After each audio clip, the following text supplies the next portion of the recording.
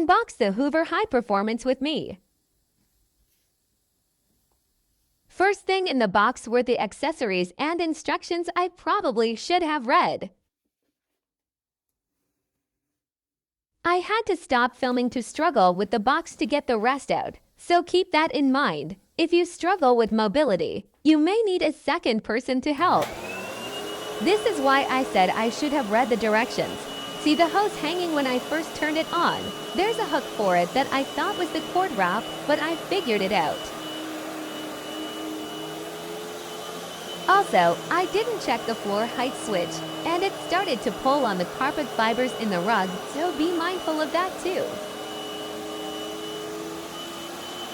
I read some reviews online that while this vac is very strong and powerful, it can damage your carpet. So you want to definitely pay attention when you're using it, especially when using the above floor attachments, because the floor beater does not stop even if the vac is not moving, and as you saw on my test rug, it doesn't take long to strip the fiber. And here's some natural vacuuming. Just look at those lines. One more consideration, this vac is loud. Turning up the audio volume so you can enjoy the rest of this natural vac. Stay tuned for what is collected.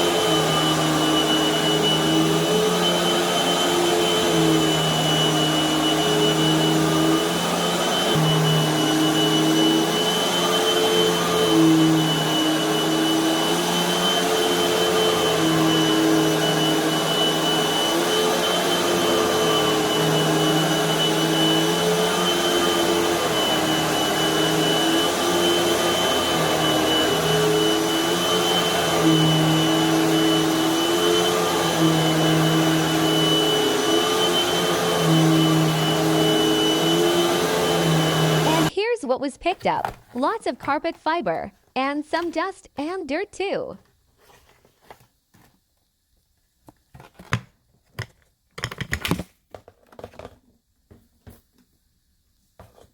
Thanks for watching.